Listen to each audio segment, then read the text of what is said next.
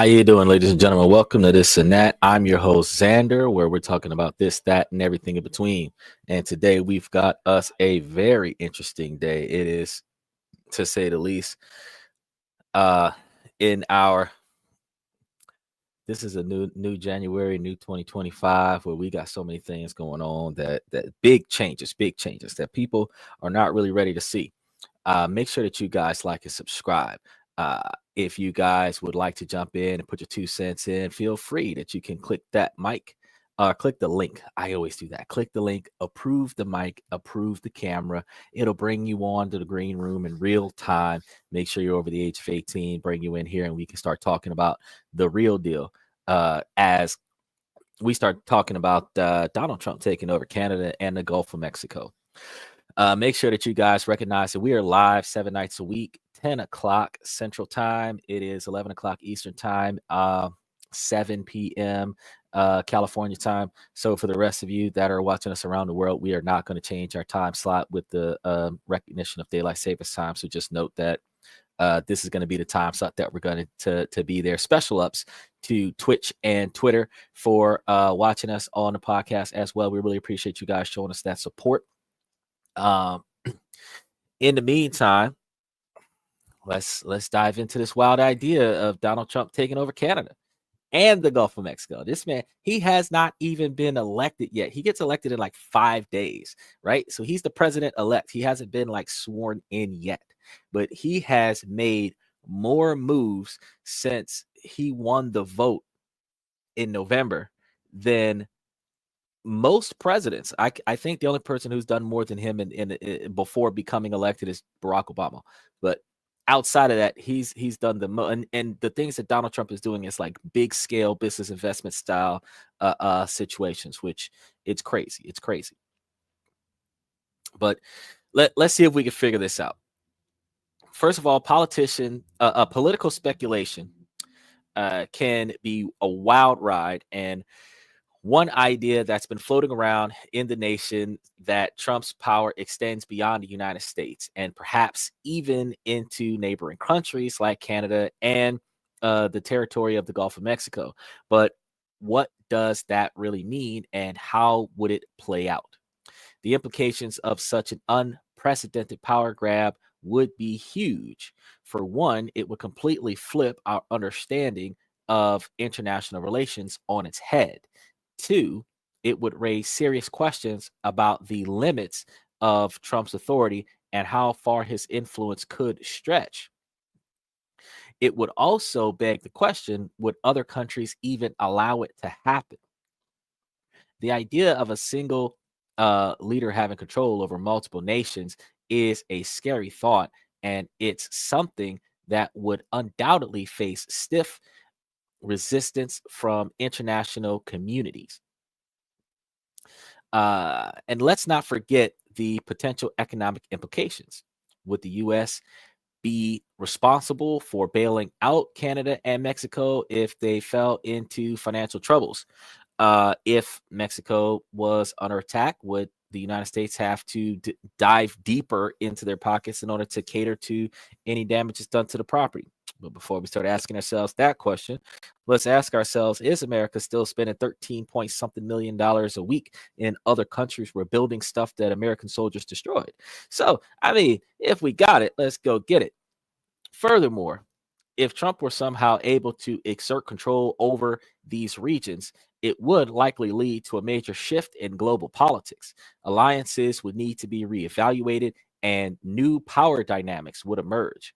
It would be a seismic event that would shake the very foundation of international relations. It's also worth considering the logistic nightmare of trying to govern multiple countries at once. Would Trump have to step up and separate administrations for each country, or would he try to absorb them into the U.S. federal system? The possibilities are endless, and each one raises more questions than answers. Historically, the relationship between the U.S. and Canada has been one of mutual respect and cooperation, and the two countries have a long-standing friendship that's been built on shared values and geographic proximity. But if Trump were to suddenly assert control over Canada, it would be a major departure from the status quo. And the Gulf of Mexico, on the other hand, is a strategically important region due to its natural resources and access to international shipping lanes. If the US were to gain control of this region, it would give them a significant advantage in terms of energy production and global influence. Looking back at history, there are several instances where the US has exerted its influence over other countries, often with mixed results. From the Monroe Doctrine to the Iraq War, the US has a track record of getting involved in foreign affairs, sometimes with disastrous consequences. But in the case of Trump's hypothetical power grab, it's hard to imagine a scenario where it would lead to international unrest and potential conflict. Let's imagine a scenario where Trump decides to make a bold move and annex the Gulf of Mexico, claiming it as a vital U.S. interest.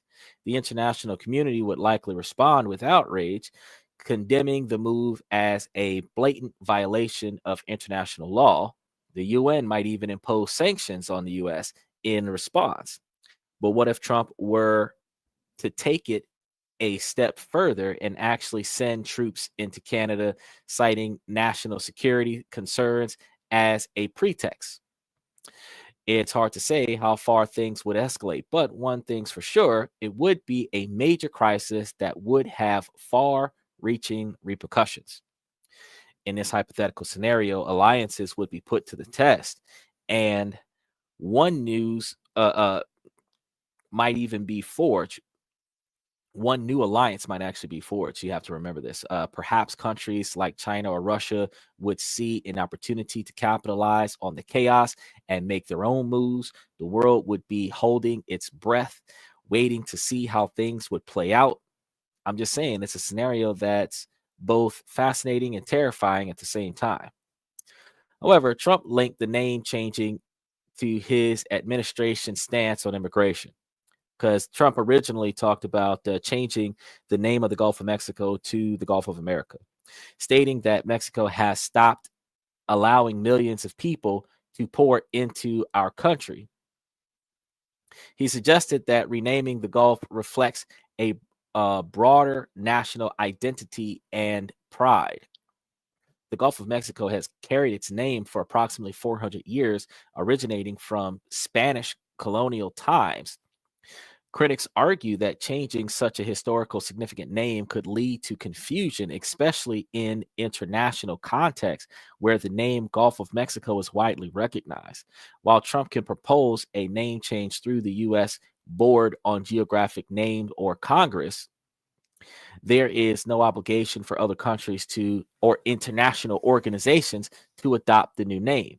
The Gulf is recognized globally, and changing its name could create inconsistencies in navigation and weather reporting, specifically because some people would be identifying the uh, location for the Gulf of Mexico as the Gulf of Mexico, and others that recognize the Gulf of Mexico as the Gulf of America would be uh, told, um, subtesting the same region as the Gulf of America, and the difference between Mexico and America in the eyes of individuals that don't live here is going to be dramatic. So the difference between it being the Gulf of Mexico versus the Gulf in the United States, uh, that would kind of make people not really understand where the weather patterns are coming from if they're not from America. The Gulf of Mexico is also bordered by three countries. So the United States, Mexico, and Cuba, where each country has sovereignty over its territorial waters, which extend 12 nautical miles from the coastline. So the U.S. shares nearly equal coastline with Mexico, with both countries having significant maritime interests in the Gulf. So this could be a pretty shaky scenario for Trump to go ahead and start spinning his wheels with throwing the name change out there for the Gulf of Mexico.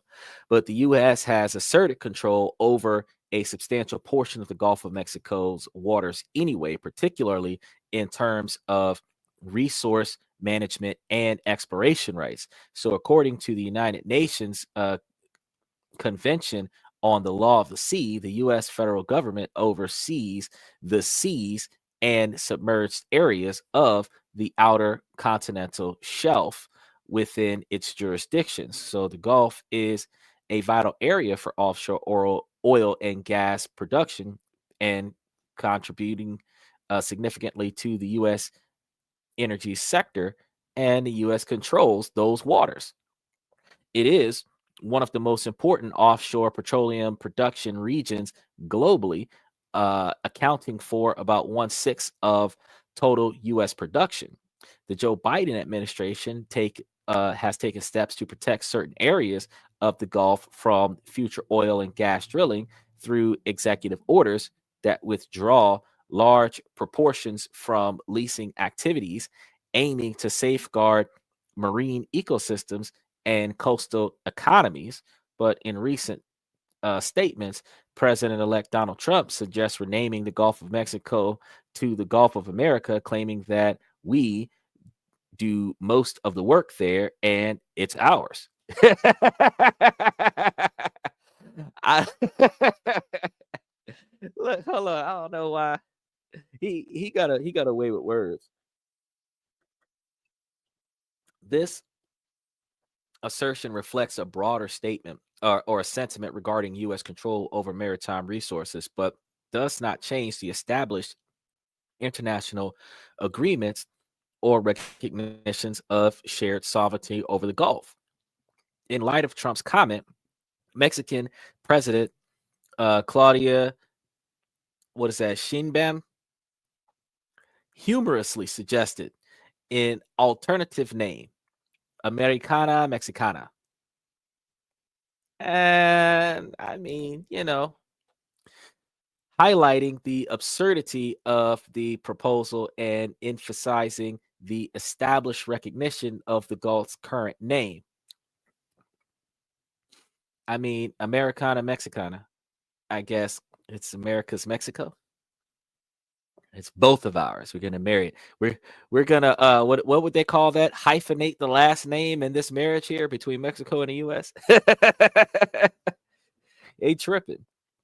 But the proposal has elected uh mixed reactions within the US, with some supporting it as a patriotic move, while others review it as unnecessary and potentially damaging to US Mexico relations. As I told you guys yesterday, Mexican firefighters helping us put out Los Angeles as Los Angeles burns to the ground, and we throw out all the Mexicans, separating them from their children who are born U.S. citizens, and they're going to keep them in the U.S. Uh, uh, uh, child protective system, which sucks, by the way. And then, while they're throwing the parents out of the country because the anchor baby policy doesn't apply anymore,